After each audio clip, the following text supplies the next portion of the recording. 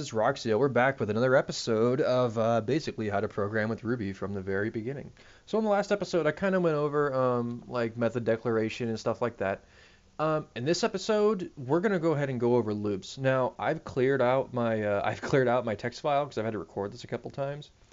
But feel free to keep the old file. Don't worry about it. Just make sure if like you have stuff here like def things and you can comment this out by highlighting it, and then at least on Mac it's command question mark or command forward slash, and it'll comment it out. So yeah, you can go ahead and do stuff like that if you want to, but I'm not going to do that because it looks sloppy.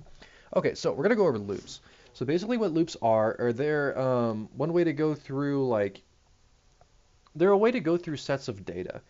And while looping, you can have the program do certain things if a condition is met. Let me kind of show you what I mean with this diagram here. So this is some pretty standard while loop logic. So we have condition A. If condition A resolves to true, so A resolves to true, we get to condition B. Then after condition B is done, it loops straight back to A. Now, let's say A is false. So instead of A resolving to true, it resolves to false, and it goes over to this other offshoot, which could be, this could be C, it could be whatever we want it to be. It could be breaking the loop, it could be doing, potentially anything. The wonderful thing about computer programming is that you are the person who gets to decide exactly what happens. So let's go ahead and let's go ahead and start actually programming a loop, so you can kind of see where I'm going with this. So loops are pretty powerful. We're going to go ahead and make a while loop. So for a while loop to work, you actually need a couple of things called they're variables, but they're kind of called conditionals. So we have a count conditional is equal to 0. Or actually, that's just a variable. What doesn't really matter. They're just, you gotta have a way to track them. You know what I mean? And our top end is, let's go up to 100. So we have while count is less than or equal to, actually let's do this for the moment. Top end, oops. Then we have it do something. So what do we want it to do? Well, let's see. Let's just have it p count out. Let's kind of see what this does. I'm not even 100% sure what this is going to do, so I don't even know. Oh, God, what happened? Oh, no. Well, if you know, I don't know how well you can see it, but you might be able to see that my little scroll bar here is going up at the speed of light, and I'm going to get a Stack Overflow here in a minute or something. Basically, what's happening is we didn't start incrementing count, and count is always less than top end. So in order to make it increment, we have to do plus equals 1. So every time this loop is run, it increases this count by 1, and the whole point is to increase count to whatever top end is, and that'll stop the loop. As you'll see, we're going to be able to count up to 100 in this next one. Oh, well, we kind of did. I mean, look at this. Look at this. We start off over here at 0. Programming starts at 0. We started our count at 0, but it only went up to 99. Well, why did it only go up to 99? What actually happens here is this is an off by 1 error. When you're doing logic like this, if you want it to be exactly the values, you usually need to put an equals in there. And now if we run the program again, it'll go to 100. I hope that makes sense. Because basically what it's doing is the program's checking if it's less than or equal to top end. It's, like 7th grade algebra kind of logic. It's okay if you don't completely understand it, because math is a weird thing. But just know that usually when you use equals to, it means it's going to be the exact value. That's just the way I think about it. So right now our loop is printing out pretty much anything we want it to, right? So we can do some other crazy stuff with this loop. So instead of just having it p out count, we can have it, let's go ahead and p out count to the second power. So now we're going to be able to go through and see the second power of everything in this list. Oh, look, and it worked. So every single thing in this loop, now it printed out to the console as the second power.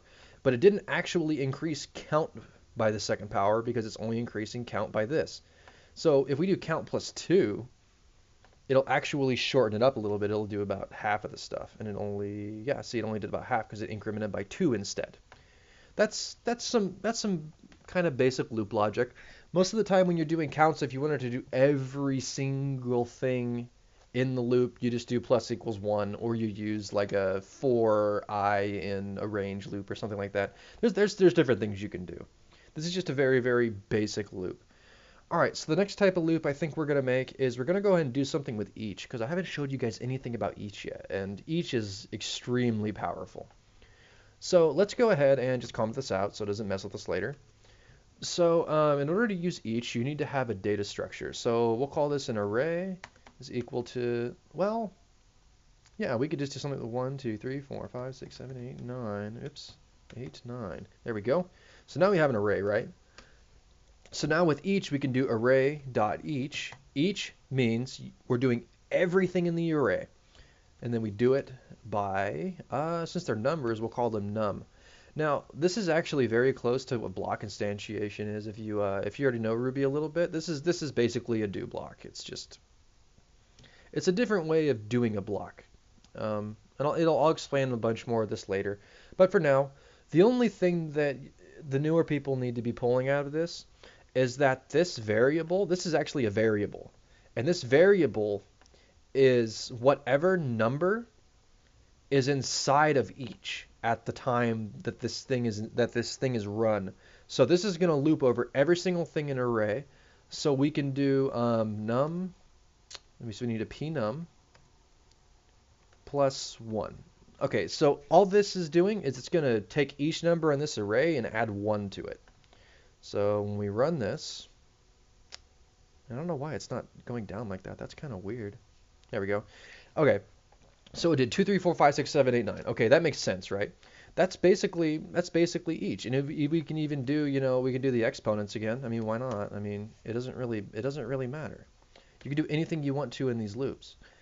So if you needed, let's say you needed, the array, the exponents for like, I don't know, what range do we want? Some crazy, like 1 to a million. All the exponents for 1 to a million. This is going to take forever to do. Oh, it didn't take that long, actually. As you can see, it just gave us the exponents for every number from 1 to a million. And you can increase this and make the computer do a lot more work by doing something like this. And then running it, and it's gonna hate you. Like, I can't even scroll down fast enough for this thing to keep up. I don't know why it's not sticking to the bottom of the console. But as you can see, the computer is now coming up with all of those different combinations for doing something like that. Now, you have all of this power at your fingertips. Can you imagine the crazy calculations you can do with computers? Like, I don't really feel like people understand just how powerful these things are sometimes. Like, I'm not going to run into an out of memory error. I have tons of RAM in this thing, and I have a lot of memory allocated because I was messing around with algorithms a little while ago.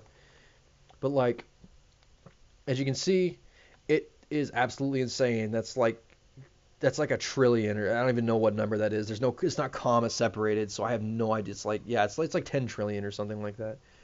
But computers are extremely good at doing this kind of stuff. So don't think that you're gonna break the computer by trying to do huge amounts of operations with it. You're just not going to. So now let's get into a little bit more of a kind of a practical side of this. I'm gonna go ahead and live code something for you guys. Now, I may not do this very much, but I think this is important because we're going to be solving a problem that is basically an interview question. It's called the FizzBuzz problem, and I'm going to be solving it in Ruby, at least a very basic way. I'm basically just going to do it with a while loop because I could do it with a for loop, but for your guys' sake, I'm going to keep it nice and simple. Okay, so what the FizzBuzz problem basically is every single time a number that's divisible by 3 or 5 comes up in a set, you want to print fizz or buzz to the console or push it to an array. You basically just want to be able to manipulate. You just want to replace all the 3s and 5s with fizz or buzz respectively, right? But if something is divisible by 15 comes up, you need to be able to print fizz buzz out of the console. Not really that big of a deal. I'll kind of show you how it works with loops. All right, so we have a top end value, and I'm just going to set it to 100, and then we have a count. Equals 0, and while count is less than or equal to top end. Oops, I can't type today. Okay, so I'm going to do something called an if statement now. So I know from prior experience that basically if something is divisible by 3 and 5, it means it's divisible by 15.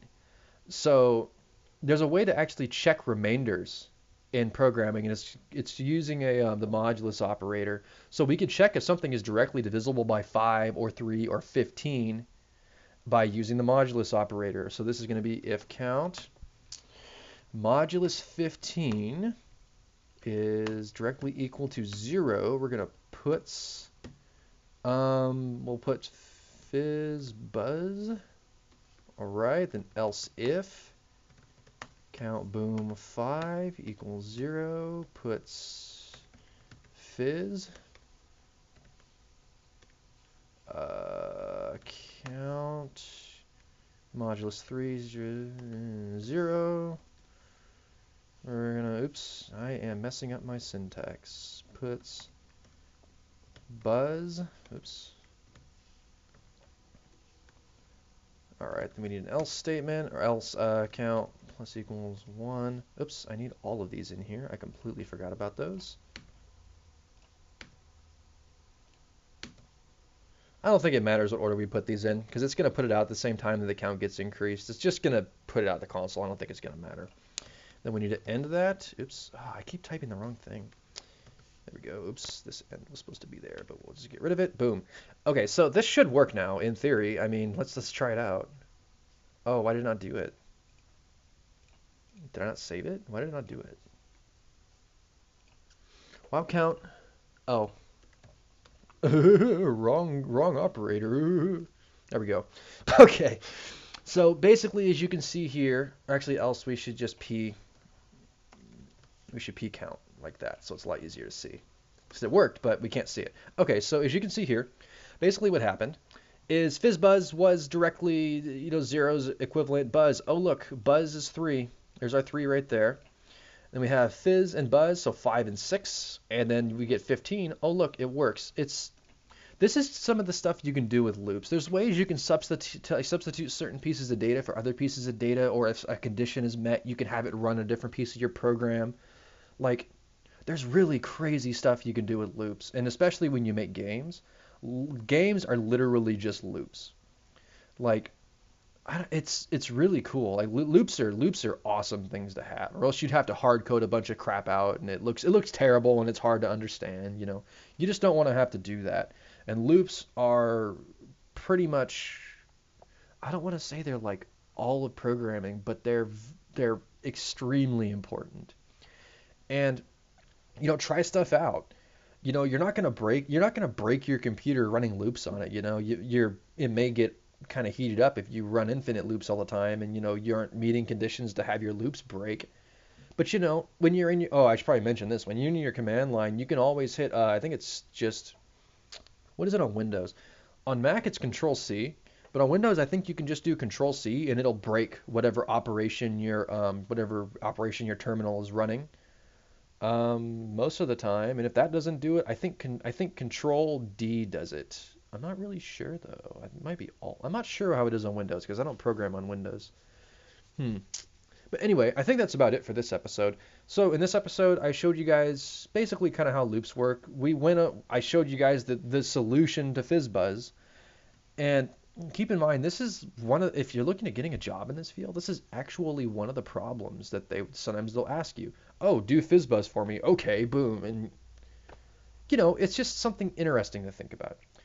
So anyway, I think that'll be it for this episode. So make sure you guys comment, rate, and subscribe, and I will talk to you guys later.